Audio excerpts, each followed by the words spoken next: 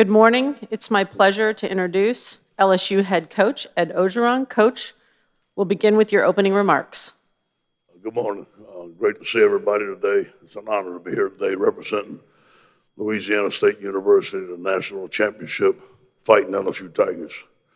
So proud of our football team. I do believe it's one of the greatest accomplishments in football history. So proud of Joe Burrows, the leadership that he brought to our football team. He's one of the best football players I've seen in a long time. He's even a better young man. So proud of our coaching staff, the job that they did all year. We started working last January 17th was our first football school. We worked 1 year, and I remind the team of how we got here. And, the team had a rule all season, no ballrooms, be disciplined, take care of your business, and for the most part, they did that.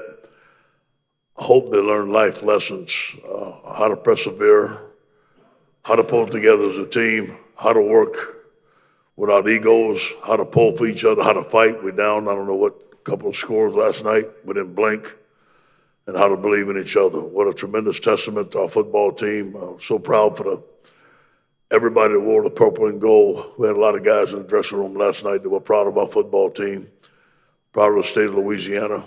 And we're happy. We're going to enjoy this. But it's a recruiting weekend this weekend. We're going to start recruiting and get after it and on to next year. We'll open it up for questions. Again, get your hand up. Let us get you the mic. Give us your name and affiliation. Coach, we're going to start on the aisle to our right.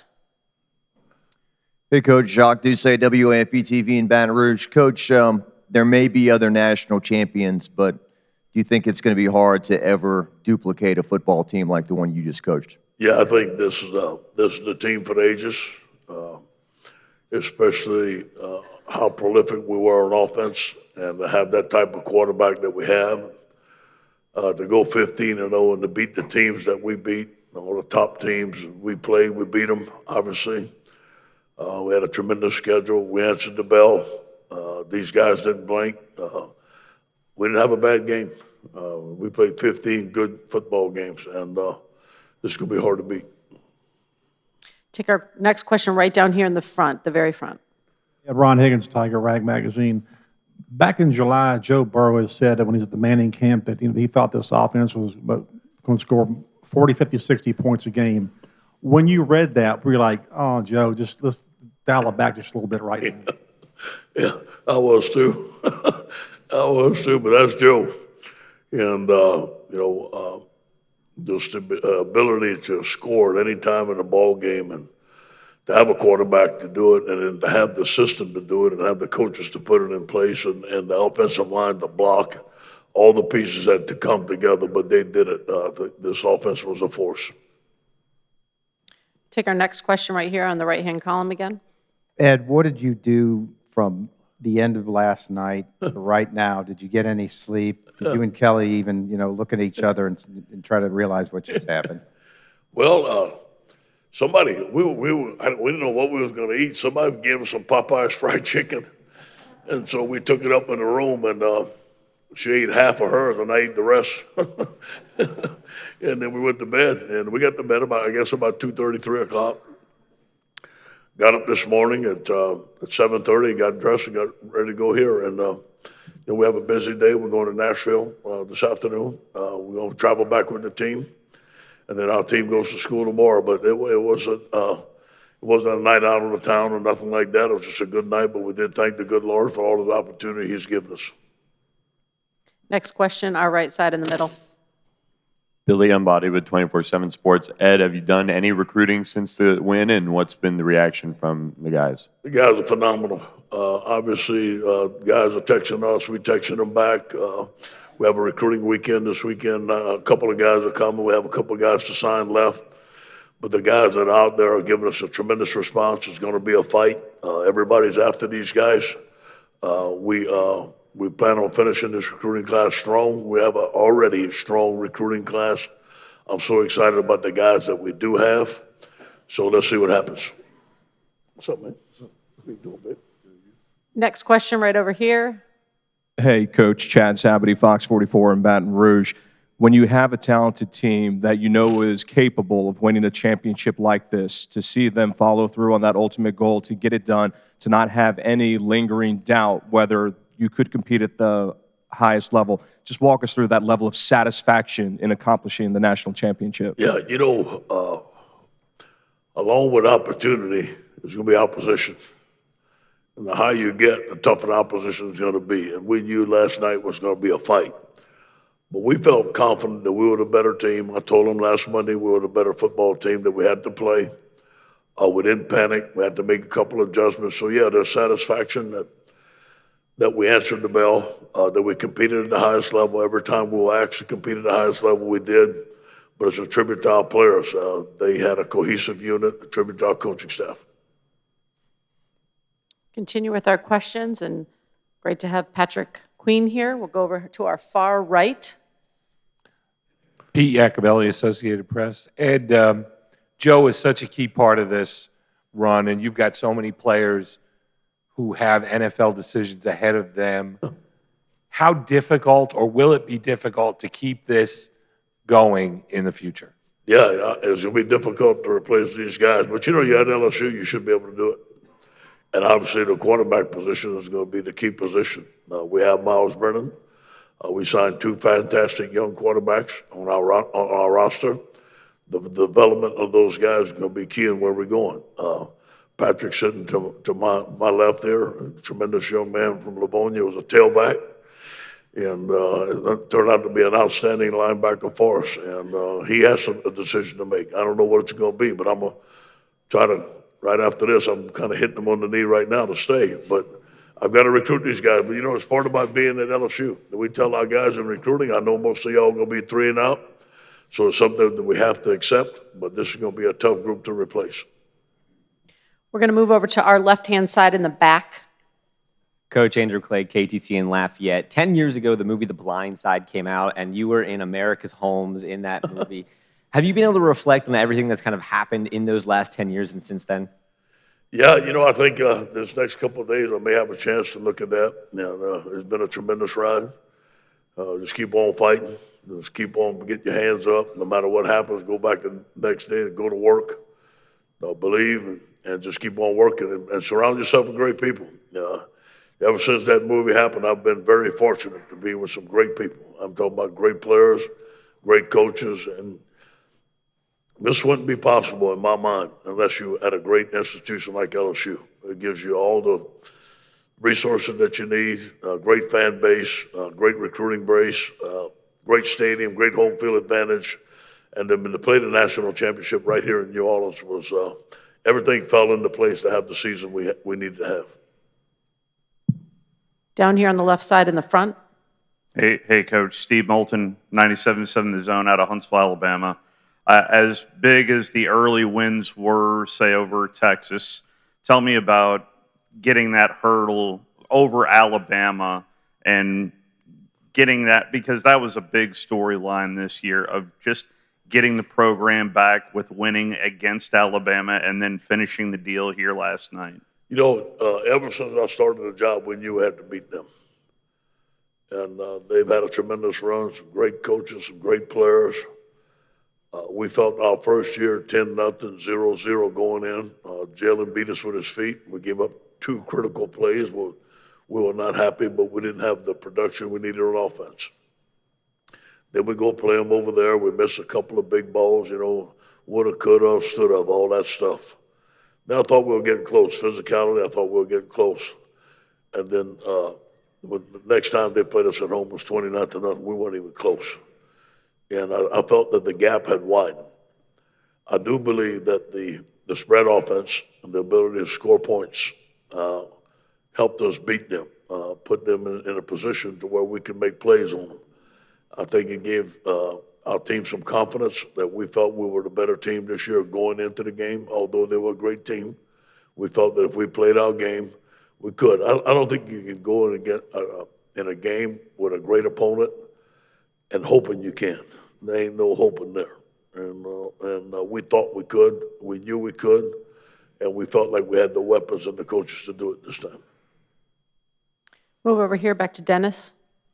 Ed, in your opinion, what did Nick Saban do to win the first modern championship in '03? What did Les Miles do? And what did you do, in your opinion, best to win last night? Yeah, embrace LSU. I think that all three common factors, it's LSU. And when you come to LSU, that's the expectations. And I embraced it. I said that the day I got hired. I know what the people expect. I'm from Louisiana. I expected the same thing because I was a fan. And but you know what? You surround yourself with a great recruiting base. You surround yourself with all the resources that you can. You're playing in the SEC, so if you can get through the SEC, and especially the SEC West, it gives you a chance to be in the national championship hunt. If you're in the SEC championship and you win it, you got a shot, man. And so that's why you come here. You come here to compete. You come here to compete with the best. It's very competitive every day, and recruiting is competitive every day we turn around. But at LSU, I feel is one of the premier schools in all the country. It gives you the opportunity to do that. Going to go back over here to our right again. Patrick, are you ready to tell us what you're going to do with your future, and what do you think LSU's chances are of sustaining what you guys did this season? I'm not really sure yet. Gotta go home, talk with my parents and Coach O, make everything, do everything the right way. But LSU is always going to be capable of doing what we did this year. You know, we got great players, great coaches. So as long as we believe in each other, we'll be able to accomplish anything. Come down here, right here in the front. Patrick, again, just could you recount kind of your experiences since last night to now?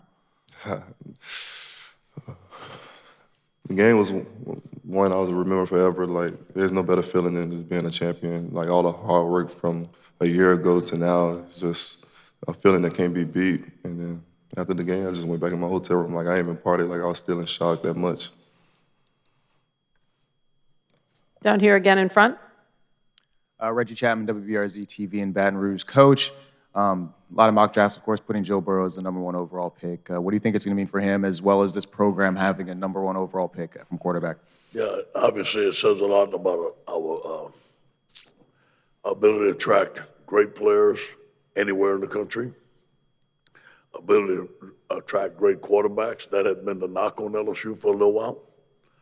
The ability that when the quarterbacks come here, they will develop. I do believe that we all saw, and including Joe, a difference in his junior year and his senior year. He developed under Steve Ensminger and Joe Brady. I think that if you're a quarterback right now and you're looking at LSU, you want to be here because of the system, because of what Joe did, a Heisman Trophy winner, a potential first-round pick, national champion, and then you have great receivers to throw the football to. So it does say a lot about our program, but you know what? We couldn't have done it without Joe. He's a special young man. Thank God he came to LSU. We're going to go all the way in the back on our right.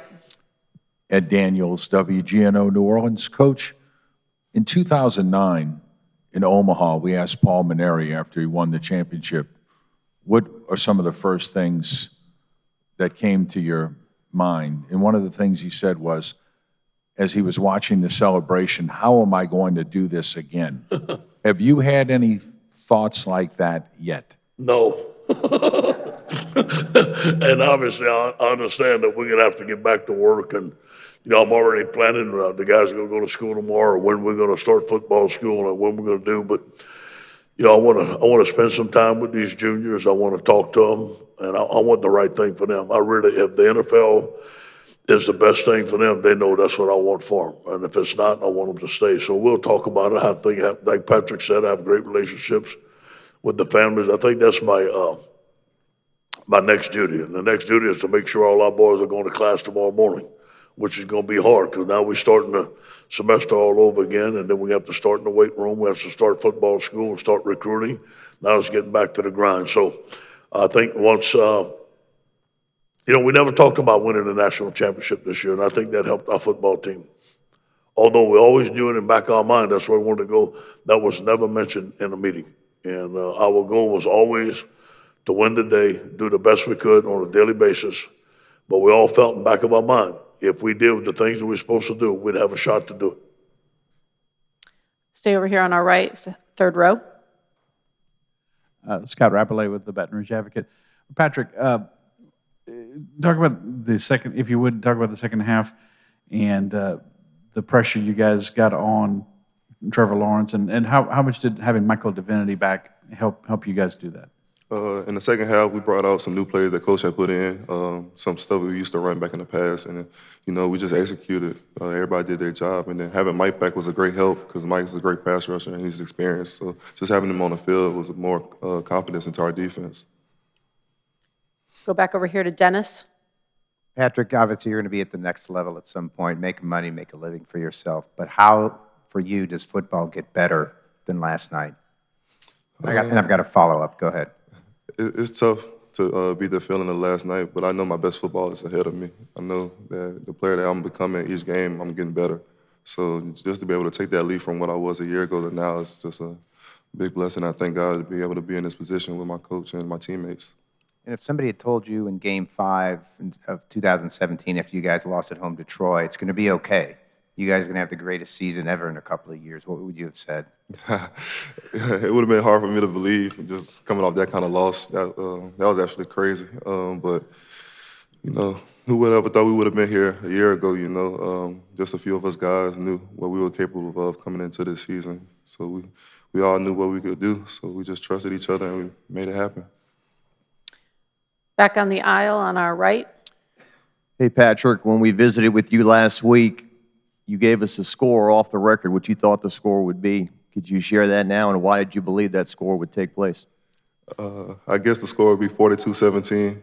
And I don't know, I just had a feeling, but I was close, off by a little bit, but it's all good. Come over here to our right. Can I say something? Why you didn't tell me that? Right in the middle over here on the right. Itoro Yamatswin, the Atlanta Voice, Coach O and Patrick. You guys talk about how embracing LSU, from the top down. What does it mean to have the alumni, the OBJs, the Jarvis Landrys, everybody coming back and to support you guys, not only you as a coach, but also the players? Go ahead. It means a lot because that's the guys you looked up to as you was younger. I played offense when I was younger, so Odell, Jarvis, those was guys I looked up to coming up. And then transition linebacker, you got guys like Devin and Kevin Minter that was at the game as well, and Tyrann Mathieu, the guys that you also looked up to just because they're ballers. So just to have those guys come back, man, it's just a feeling that can't be beat because the whole state of Louisiana's behind you and also those guys that played in the purple and gold before us. Those guys are welcome back into our doors. They bled purple and gold. They don't have to make an appointment to come see us. Practices are open. Every time they come to practice, we ask them to come talk to our team. Eric Hill was the first guy to come talk to our team. Patrick Peterson, Odell, every Christmas, every year has given each team, each teammate, each member, each coaching staff a big gift, some tennis shoes, some of those headsets, whatever they call those things that they listen to. And but they love them. And every Christmas, these guys have gotten a gift from Odell. And it's great to have them all in the locker room last night and be a part of this football team because they started it. And I want to thank the 2016 team. A lot of those guys were there last night, and they helped us start this thing. They believed in me when I became the interim coach. They gave me a chance to be the head coach at LSU, and they started the foundation. I told them, I said that one day we're going to play in the national championship, and you guys are going to be with us. One of the things that we do at LSU is a little bit different than any other school I've been with. On Tuesday, we show highlights of our guys in the NFL and what they do. And as we just pay tribute to the great job that they're doing. It was great to see Tre'Davious White last night, all pro, and watch these guys make play every Tuesday. And it's a way to honor the players, but it's also a way to motivate our guys that that's going to be them too. And then one day their teammates will be watching them in the LSU room and be proud of we represent them. Once you're a Tiger, you're a Tiger for life. Right down here in the very front. Yeah, this is for Patrick. Ron Higgins, Tiger Rag Magazine. The few times this year that teams have really kind of pressed y'all and competed with y'all, your defense kind of fed off your offense, and then you got on these runs like last night, the 21-0 end of the half, 14-0 last 25 minutes of the game. You've done that consistently this year. Can you talk about just kind of sensing the momentum from the offense, y'all's offense, and just kind of shutting people out? That's where I think you have to have a good team for your offense and your defense to feed off each other. I feel like when we play, we feed off each other. Every play is a big play. It's Joe throwing the ball to Jamar or Clyde making a big run. Our defense feeds off that. When we make a sack, our offense feeds off that. So to be a great team, you have to have those guys to be able to feed off of each other. Move over to our left, third row. Steve Moulton, 97.7 The Zone. Patrick, if you could, a lot of conversation heading into this year about Trevor and Tua. And there's not too many guys that faced both of them, and you did. I was wondering if you could comment on both quarterbacks and scout them out for me. Which one's better? I really can't say which one's better. Both of them are great players. It's hard to say that we beat them, but we did. And that's just a testament to them that they have great coaches and they're great players. Like Tua's going to be a great quarterback in the league, and then Trevor this year, he's going to ball out. So I just want to give those guys credit for the great players that they are. Back here in the back. Ed, since January of 2012, there's kind of been that lingering aftertaste. Do you think that what happened last night has finally put that to rest for good? Sure, no question. No question. Passing the past, we're very grateful. I'm very grateful this year. Every day I've been at LSU has been a great day. I haven't had a bad day yet, man, and it's been really good. I'm home. Our journey took us all over Miami, Syracuse, USC, other places, but we always wanted to be here. When you're totally content, like going home in your living room and watch Sunday afternoon football, man, I'm totally content at LSU, and my family is, and we're so appreciative of being here, and we just love it. Stay over to our left, all the way in the back. Coach O, people learned this week of your relationship with Dwayne "The Rock" Johnson. He did the hype video that everyone loved this week. Have you heard from him? And what did he tell you since the win? Yeah, he sent me a voice message I haven't recorded. And, he says, Coach, this is Dwayne "The Rock," but affectionately known to you as Dewey. That was his nickname, Dewey. And Dwayne was a great young man, mild-mannered young man, outstanding, recruited by Bob Cormelowitz. Bob and I coached him. And then he went on to have a lot of success, but he's kept a level head. He's a great young man. He's a great family man. He's very supportive of what we're doing here. He's followed us. He wished us good luck. And then for him to make, Derek Panamsky does all our hype videos. I think he does a phenomenal job. And he got in touch with The Rock's agent. And he said as soon as we requested it, The Rock called back and said, yes, I'll do it. And he said he will come talk to the team, obviously, if time allows it. So, all these ex-players, just like Patrick, they're supportive. We create bonds for the rest of our life. We're family. Come back over here on our right in the back. Ed, Ralph Russo, Associated Press. I know this came up last night, but I just wanted to circle back and clarify it. Did Joe come out of that game, I know a little banged up, but did he come out of that game with an injury? Is he okay? Yeah, I think he's fine. He got hit a little bit. I think he's a little sore today. And usually there's some Mondays he's sore. I don't know what today is, but he's tough, man. He put a little ice and stem on it, and he'll be back ready to go. But there was no significant injury or nothing, just regular shots. He took some shots last night, which we knew he was going to take some shots, but he's fine. Come back here in the back on the aisle.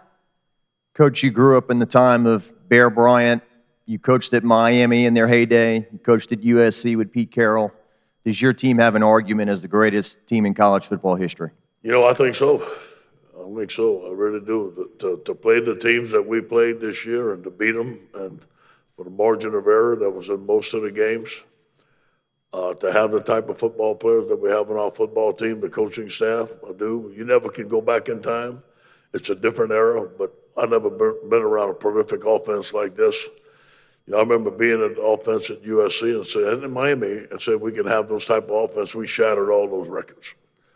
And it's a different age. It's a different offense. Those are great coaches, no doubt about that.